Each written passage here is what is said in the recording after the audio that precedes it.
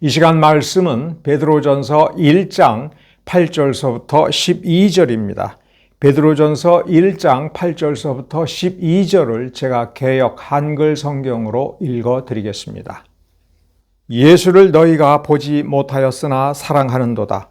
이제도 보지 못하나 믿고 말할 수 없는 영광스러운 즐거움으로 기뻐하니 믿음의 결국 곧 영혼의 구원을 받음이라.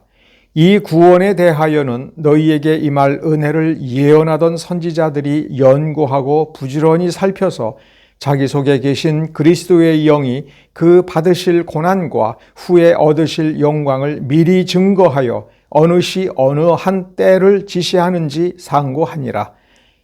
이 섬긴 바가 자기를 위한 것이 아니요 너희를 위한 것임이 계시로 알게 되었으니 이것은 하늘로부터 보내신 성령을 힘입어 복음을 전하는 자들로 이제 너희에게 고한 것이요 천사들도 살펴보기를 원하는 것이니라. 아멘. 오늘 우리의 본문을 다루기 전에 말씀을 어떻게 살펴볼 것인가에 대해서 간단히 상고해 보겠습니다. 첫째로 성경의 어느 한 부분, 어느 한 구절, 어느 한 단어를 해석할 때에 우리가 명심해야 될 것은 그 작구에 매달려서는 안 된다 하는 겁니다. 우리는 부족하고 불완전합니다. 그러므로 우리가 성경을 읽을 때에 단 한 개의 구절, 단 한 개의 단어, 우리 눈앞에 있는 그 단어와 구절을 이해할 때 필요하다면 우리는 성경 전체를 살펴봐야 됩니다. 성경 전체를 관통하여 어떠한 의미로 사용되었고 지금 우리에게 어떤 내용을 담고 어떤 정의를 가지고 어떤 기능을 하는지를 살펴보아야 됩니다. 하나의 구절, 하나의 어구, 하나의 단어라 할지라도 성경 전체가 필요할 때가 있다라고 하는 것을 잊지 맙시다. 두 번째로는 어떤 성경 구절도 쉬운 구절이 없다라고 하는 겁니다. 즉 어떤 성경 구절도 아무나 성경 해석할 수 없다라는 것이 아니라 누구나 성경을 해석할 수 있습니다만 자기가 가지고 있는, 자기가 현재 누리고 있는 영적 단계, 초신자면 초신자, 신앙의 연륜이 깊고 깨달음이 이미 많고 많은 사람들을 잘 가르쳐온 성경 교사라 할지라도 성경을 완벽하고 충분하게 해석할 수 있는 사람은 아무도 없다는 겁니다. 무엇이 다르냐 하면 성경을 아주 단순하게밖에 이해하지 못하는 사람도 정확하게 이해할 때 그 깊이가 얕은 겁니다. 좀 더 깊이 들어갈 수 있는 사람이 있습니다. 남들이 들어갈 수 없는 곳까지 깊이 들어갈 수 있는 자맥질을 아주 깊숙이 하고 그 말씀에 자기를 충분히 담그고 말씀을 깊이 음미할 수 있는 사람도 있는 겁니다. 그러나 여전히 그 사람의 그 아래쪽에 정말 무한할 정도로 깊은 것이 있는 겁니다. 눈앞에 뻔히 보이지만 그 깊이가 주는 무게감 때문에, 수압 때문에 터질 것 같아서 숨이 차서 견디지 못해서 눈이 뻔히 보이면서도 눈에 보이는 그 지점까지 들어가지 못하는 그런 경우가 있다 하는 겁니다. 틀린 것이 아닙니다. 저 물 위에서, 수면 위에서 들여다본 그것을 향하여 깊이 내려가지만 그래서 점점 더 또렷하게 보이고 가까이 다가오는 것처럼 보일 정도로 깊숙이 들어가지만 여전히 더 깊이 들어가지 못하는 한계를 발견하고 다시 수면 위로 올라와서 일상으로 돌아가는 그러한 일들이 반복되는 것을 생각을 해야 됩니다. 이 점을 생각해야 되는 이유는 우리는 항상 말씀을 쉬지 않고 묵상하고 깊이 들여다보면서 연구를 하고 깨우침 위에 더해야 된다고 하는 점을 잊지 말기 위해서 그렇습니다. 우리가 열심히 기도하고 어떤 위기 상황에서 우리의 간절함 때문에 하나님께서 은혜를 주셨을 때 정말 그 진짜 은혜를 받았다고 해서 그 다음에 은혜가 필요 없습니까? 하나님의 은혜는 영원하지만 우리가 이 땅을 살아가면서 우리의 삶의 순간순간 다가오는 위기와 여러 가지 상황 때문에 매 순간 우리는 은혜를 받아야 되고 넘치는 은혜 가운데 살아야 되는 것입니다. 우리가 은혜를 받았음에도 불구하고 우리는 은혜를 더 갈망합니다. 그것이 이 땅을 살아가는 성도의 당연한 숙명과도 같은 것이라면 하나님의 말씀에 대한 깨우침도 마찬가지입니다. 그래서 우리는 내게 쉽게 보이는 성경도 하나님의 깊은 것에서 나온 하나님의 깊은 것을 담고 있고, 그리고 이 말씀을 통해서 예수 그리스도를 깊이 만나고 하나님의 가슴 속에 깊이 들어가는 그러한 도구이며 통로라고 생각한다면 끊임없이 더 깊이 들어가야지, 쉽다, 이거는 더 이상 깊이 고민하지 않아도 되는 그런 간단한 말씀이다, 그렇게 생각해서는 절대로 안 되는 겁니다. 그런 생각이 들었다면 우리는 회개해야 됩니다. 우리의 경솔한 마음을 고쳐달라고 기도해야 되는 겁니다. 우리가 참된 신자라면 성경 말씀을 읽을 때 우리의 한계를 느낍니다.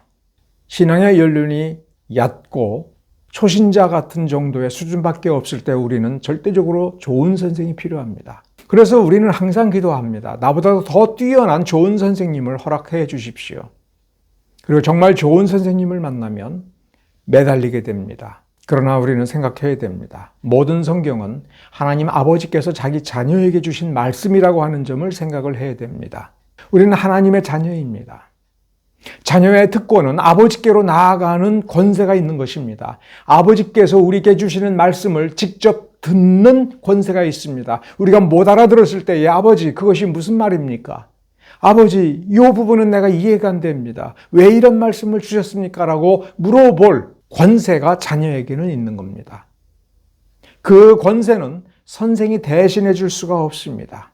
그러므로 우리는 우리의 권세를 포기하고 선생의 말씀을, 선생의 그 해석을 절대적인 것으로 추종하는 그런 자세에 매여 있어서는 안 됩니다. 그것은 커다란 함정입니다. 선생의 그 말씀조차도 하나님의 말씀의 권위 아래에 있는 것이고, 나는 이 선생의 말씀을 참고로 하여 하나님 아버지의 말씀을 내가 직접 경험하겠다라고 하는 그 자세를 놓쳐서는 안 됩니다.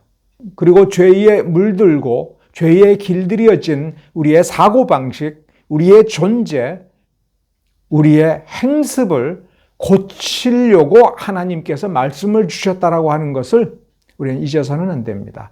그렇습니다. 감동이 아니라 나의 변화입니다. 내 존재의 변화, 내 의식의 변화, 내 사고방식의 변화, 내 가치관의 변화, 내 삶의 태도에 대한 변화가 목적인 겁니다. 그러므로 말씀은 우리에게 따뜻하고 충만한 감동이 아니라 매질로서 우리에게 다가온 것임을 기억해야 됩니다. 하나님의 말씀은 우리에게 감동으로 그치기 위한 것이 아닙니다. 힘입니다. 나를 바꾸는 힘, 나를 극복하는 힘, 예수 그리스도의 형상을 닮아가면서 예수 그리스도의 발자취를 따라서 가시밭길을 걸어가도록 하는 내 안에 있는 힘, 그 힘을 주시려고 말씀을 주신 것임을 기억해야 됩니다. 그러한 점을 염두에 두면서 오늘 우리의 본문을 볼 때에 제일 어렵고도 주목해야 될 부분은 9절 말씀입니다. 9절 말씀을 풀을 때, 그리고 9절 말씀을 지난 주일 진리교회 설교에서 가장 먼저 이해해야 될 단어가 나그네라고 했습니다. 그 나그네와 연결되어서 9절을 관통하는 그 문맥의 흐름을 파악할 필요가 있습니다. 개역 한글은 이렇게 쓰여져 있습니다. 믿음의 결국 곧 영혼의 구원을 받음이라. 우리 글로는 하나의 문장인 것처럼 되어 있습니다만 원어와 영어 성경을 보면 하나의 어구, 분사구문으로 되어 있습니다. 일종의 부사구입니다. 문장으로 끊어서 이해하는 것이 전혀 틀릴 것은 없습니다만 문맥을 놓쳐서는 안 되는 겁니다. 그리고 결국이라고 하는 이 단어가 있습니다. 결국이라고 하는 단어가 매우 중요한데 이 단어를 중심으로 이해하면 이런 뜻입니다. 너희가 믿고자 하면서 바라던 목적을, 즉 영혼의 구원을 받게 될 것이다. 1절서부터 5절을 관통하여 9절을 읽으면서 이 문맥의 자연스러운 흐름을 따라서 읽어보면 말세에 영혼의 구원을 받게 될 것이다 라고 하는 것이 1차적으로 굉장히 자연스러운 번역입니다. 내가 지금 믿고 있느냐? 그 믿고 있는 목적이 뭐냐? 무엇을 얻고자 하는 거냐? 영혼의 구원이다. 여기서 영혼의 구원이라고 할 때 몸은 구원 못 받는다는 것이 아닙니다. 몸은 구원과 상관이 없다는 것도 아닙니다. 말씀 보존 학회라든가 이런 이단들은 이런 식으로 이 성경 구절을 해석하고 만족해야 할 것입니다. 그러나 성경 전체를 보면 우리의 육신도 구원받아야 됩니다. 굳이 영혼이라고 하는 단어를 넣은 것은 영혼이 우리 존재의 근본이며 이 땅 위에서 우리가 우리의 육신을 아낄 것이 없다. 우리 육신이 안전하고 평화롭게 보존되는 것을 우리의 가치로 삼아서는 안 된다. 그거는 아낌없이 희생하면 할수록 복되다라고 하는 것이 베드로의 초점입니다. 그 구원은 말세에 나타날 것입니다. 그렇기 때문에 여기서 목적물이라고 하는 뜻의 결국이라고 하는 단어, 헬라어 원어를 썼습니다. 내가 믿으면서 그 믿음을 통해서 획득하고자 하는 목적물, 그거를 받게 될 거다. 놀라운 번역입니다. 성경은 결코 내가 믿음을 통해서 내가 획득할 것이다 라고 설명하고 있지 않습니다. 문장은 그렇게 쓰고 있지 않습니다. 주시는 분이 주니까 너는 받게 될 거다.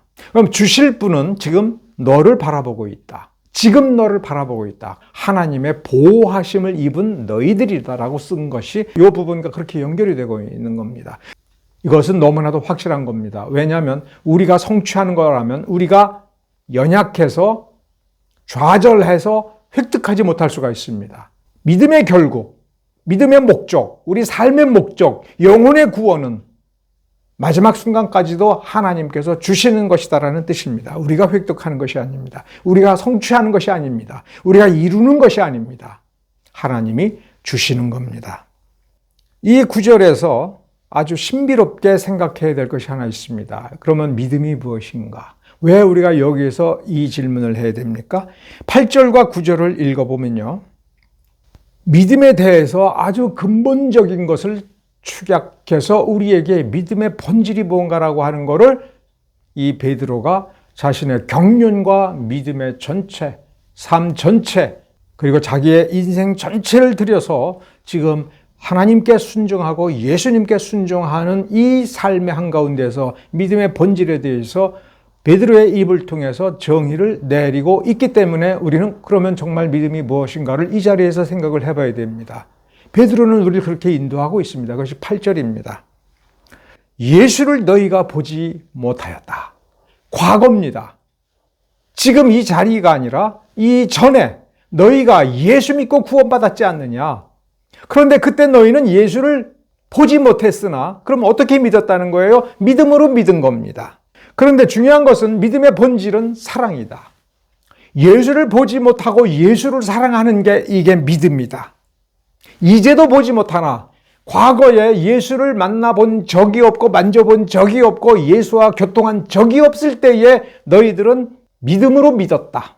그리고 지금도 예수를 보지 못하였으나 믿음으로 여전히 믿고 있다. 예수를 믿는다라고 하는 고백이 바로 우리를 구원해낸 것이 아니라 본질은 이 믿음을 통해서 예수를 사랑하게 되는 거다. 이게 진짜 믿음이다. 참 믿음이다. 참 믿음은 예수를 사랑하는 거다.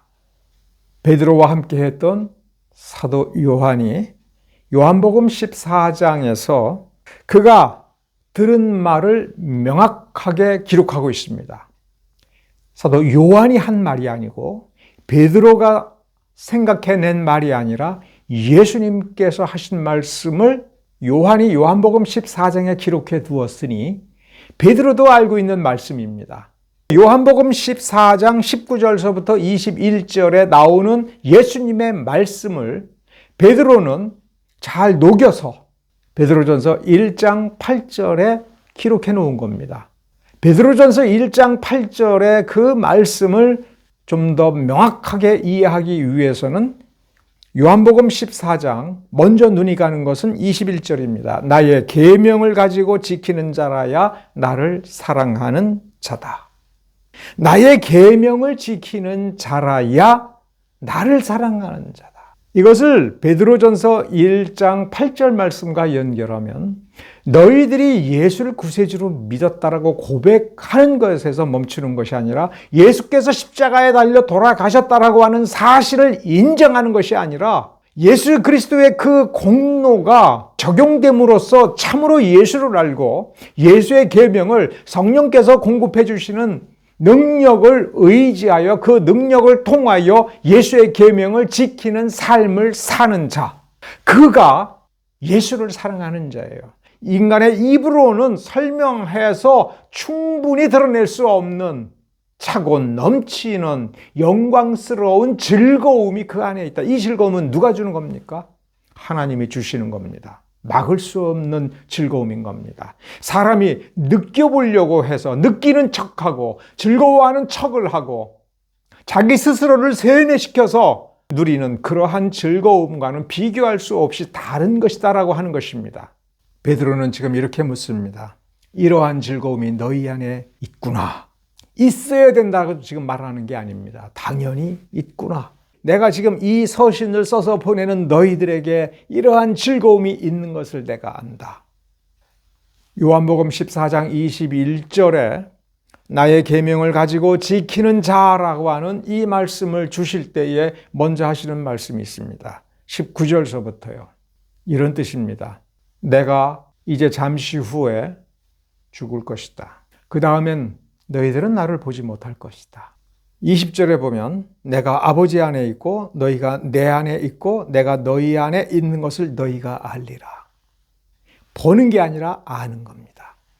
다시 베드로전서 1장 8절로 가면 보지 못하나 사랑하였도다. 왜 사랑합니까? 존재가 어디 있는지도 모르고가 아니라 자기 안에 있는 예수, 내 안에 들어오신 예수, 그리고 나를 받아들여서 자기 안에 존재케 해주신 그 예수. 우리가 어디 안에 있습니까? 예수 안에 있는 겁니다. 우리가 어디 안에 있습니까? 예수와 더불어 하나님 아버지 안에 있는 것입니다. 그리고 우리는 하나님 아버지의 보호하심을 받고 있습니다. 그 예수를 바라보면서 그 예수를 알면서 그 예수를 알기 때문에 우리는 예수를 사랑하고 있는 겁니다. 예수를 사랑한다라고 하는 것이 예수의 계명을 지키며 살아가는 것인데, 그렇다면 우리는 어디서 예수를 보고 예수를 알며 예수를 깨달으며 예수가 주시는 그 기쁨을 느낍니까? 예수의 계명을 지키며 살아가는 순간순간입니다. 예수의 계명이 무엇인지 모르십니까? 그럼 예수께 물어보십시오. 여러분 안에 계십니다. 여러분에게 말씀을 주셨습니다. 분명히 말씀하셨습니다. 배고픈 자에게 밥 한 그릇을 주고 목마른 자에게 물을 주고 눈물을 흘리면서 고통스러워하는 자를 찾아가서 그 눈물을 씻겨줄 때 내가 나에게 물을 주었다. 내가 나에게 밥을 주었다. 예수를 본 것이지요. 이웃에게 하나님의 말씀대로 선을 베풀고 이웃의 것을 이웃에게로 돌려주고 이웃의 것을 지켜주고 이웃의 행복을 돌보아주고 그가 마땅히 누려야 될 것을 누리게 해줄 때에 예수께서 나는 네게서 이런 귀한 대접을 받았다. 이렇게 만나주시는 것이고 이렇게 우리를 알아주시는 것이고 함께 해주시는 것입니다. 그러므로 우리는 단언할 수가 있습니다. 믿는다라고 고백하는 그 고백 속에 예수께서 역사하시는 것이 아닙니다. 그것은 처음 우리가 예수를 믿을 때 그것이 작은 경험이 되고 그 경험을 통해서 예수를 조금 알 수가 있습니다. 그러나 성숙한 신자라면, 성숙한 제대로 된 믿음이라면, 가장 본질적인 믿음이라면 그의 말씀대로 행하는 삶 속에서 형언할 수 없는 영광스러운 즐거움으로 기뻐하게 해주시는 그 즐거움이 주어지는 그 현장은 예수의 말씀대로 행하는 것입니다. 예수의 계명을 행하는 순간입니다. 그러므로 우리는 돌이켜봐야 됩니다. 내가 예수의 말씀을 순종해 본 적이 있는가? 예수의 말씀을 그대로 순종하면서 나는 정직하게 살아가고 있는가? 이웃에게 베풀고 있는가? 이웃의 눈물을 닦아 주었는가? 이웃의 행복을 위해서 내가 무엇인가를 했는가? 누군가를 위해서 선을 행하면서 내가 손해를 보고 핍박을 당하고 나의 것을 상실해 본 적이 있는가? 그런 적이 없다면 베드로전서 1장 8절과 9절에서 말하는 그 구원을 아직 못 본 겁니다. 9절은 가장 기본적인 뜻은 미래적인 구원을 받게 될 것이다. 그러나 바로 직후의 내용과 비교해 보면 지금 현재 누리는 보호하심, 그건 현재적 구원입니다. 하나님께서 자기 품에 안고 하나님께서 지켜주시고 하나님께서 영원한 미래와 영원한 구원을 약속해 주셨다면 지금 그 구원을 누리는 겁니다. 하나님의 보호하심을 누리는 것입니다. 그건 현재적 구원인 겁니다. 이 구원은 언제 준비된 것입니까? 영원 전에 미리 아신 바. 영원 전부터 우리를 아시고 예수 그리스도를 예비해 두시고 예수 그리스도를 구속자로 영원 전에, 이 세상이 창조되기도 전에 우리를 아시고 우리의 구속자로 예수를 지정하시고 예수께서 우리의 구속자가 되어 주셨다면 우리가 존재하기도 전 과거에 우리의 구원은 존재하는 것입니다. 한 가지만 기억하면 됩니다. 하나님은 영원전부터 우리를 사랑하셨다. 영원전부터 우리를 사랑하셨기 때문에 지금 우리를 사랑하시고 우리의 사랑을 이루기 위하여 예수 그리스도를 십자가에 내어주시고 우리의 죄 때문에 십자가에 달려 돌아가셨을 때 우리의 죄를 속해 주시고 그 예수 그리스도의 부활로 말미암는 새 생명을 우리에게 부어주시면서 자녀로 삼고 자녀로 살 수 있도록 인도해 주고 계시는 겁니다. 이 땅에 여전히 살면서 하나님의 영광을 드러내고 하나님이 어떤 분인가를 드러내기 위한 사명을 우리는 감당해야 되는 것입니다. 그렇게 정하셨습니다. 왜 내가 고통을 받아야 되느냐고요? 우리에게 더 말할 수 없는 존귀와 칭찬과 영광을 주시기 위해서 그렇습니다. 우리에게 이루 말할 수 없이 값비싼, 감당할 수 없을 만큼, 우리가 상상할 수 없을 만큼 존귀한 기업을 이을 수 있도록 그 유업을, 그 영원한 유업을 잇는 존재가 되도록 우리를 변화시켜 주시기 위하여 지금 우리를 이렇게 이끌어주고 계시는 것을 우리는 기억해야 됩니다. 우리가 이 땅에 존재하는 목적은 선을 행하도록 하기 위한 것입니다. 두 손 꽉 쥐고 좀 믿습니다 하기 위한 것이 아니라 이 땅 위에서 예수의 이름으로, 예수의 공로로 성령의 능력을 덧입어서 선을 행하기 위한 것임을 기억합시다. 기도하겠습니다.